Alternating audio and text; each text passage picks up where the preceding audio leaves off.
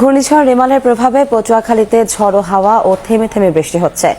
এই মুহূর্তে কুয়াকাটায় আছেন শিকদার জাবির হোসেন, আমরা সরাসরি যাচ্ছি তার কাছে।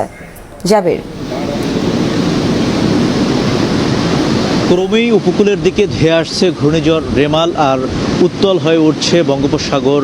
ফুঁসে ওঠা বঙ্গোপসাগরের যে তাণ্ডব, সেটি আসলে কুয়াকাটাতে দাঁড়িয়ে আমরা অনুভব করতে পারছি। বড় বড় ঢেউ আছড়ে পড়ছে সৈকতে, সেই সঙ্গে বৃষ্টি হচ্ছে গুড়ি গুড়ি, আর ঝড়ো হাওয়া হচ্ছে মাঝে মধ্যেই, অর্থাৎ 10 থেকে 15 মিনিট পরপর ঝড়ো হাওয়া হচ্ছে, বৃষ্টি হচ্ছে।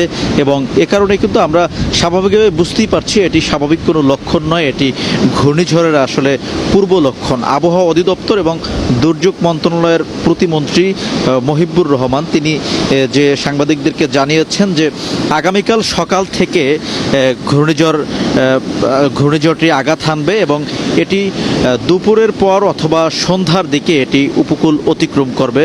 আর যখন এটি উপকূল অতিক্রম করবে সেই সময় যদি জোয়ার থাকে সেক্ষেত্রে জলোচ্ছ্বাস হতে পারে 7 থেকে 8 ফুট, আর যদি সেই সময়টাতে ভাটা থাকে সেক্ষেত্রে জলোচ্ছ্বাসের সংখ্যা কিন্তু কম।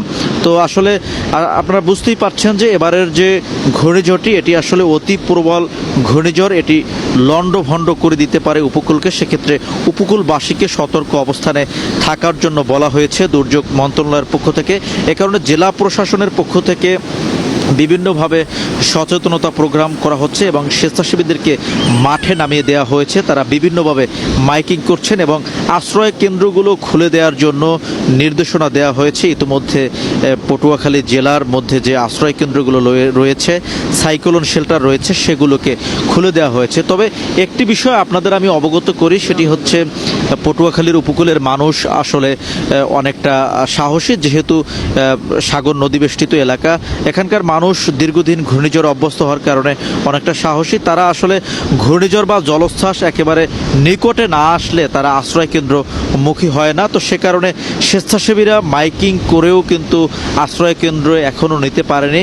তো আপনাদেরকে আমি একটি বিষয় অবগত করি, সেটি হচ্ছে পটুয়াখালী জেলার মধ্যে বেশ কয়েকটি নিম্নাঞ্চল রয়েছে, বিশেষ করে 8টি দ্বীপচর রয়েছে, যেই চরগুলোতে সাইক্লোন শেল্টার বা আশ্রয় কেন্দ্র কোনো কিছুই নেই, এমনকি বেড়িবাঁধও নেই। বন্যা নিয়ন্ত্রণ বাঁধ সেখানে না থাকায় কোনো ঘূর্ণিঝড় বা জলোচ্ছ্বাস হলে শুরুতেই তারা কিন্তু আক্রান্ত হয়ে থাকেন। তো সেই দ্বীপচরগুলোতে আমরা খোঁজ নিয়েছি, সেখানকার মানুষ এই মুহূর্তে আতঙ্কে রয়েছেন। বিশেষ করে আজ রাত কিন্তু তাদের নির্ঘুম কাটবে এবং আগামী দিনেও তারা কিন্তু আতঙ্কে রয়েছেন। এছাড়াও বেড়িবাঁধের বাইরের যে বসতিগুলো রয়েছে, বিধ্বস্ত বেড়িবাঁধ পাড়ের যে মানুষরা রয়েছে, তারাও চরমভাবে আতঙ্কে রয়েছেন, তাদের রাতও কিন্তু নির্ঘুম কাটছে। তো পটুয়াখালীর উপকূল থেকে এতটুকুই ছিল আমার কাছে আবহাওয়ার সবশেষ তথ্য। ঘূর্ণিঝড় রেমালের খবর জানতে আমরা সরাসরি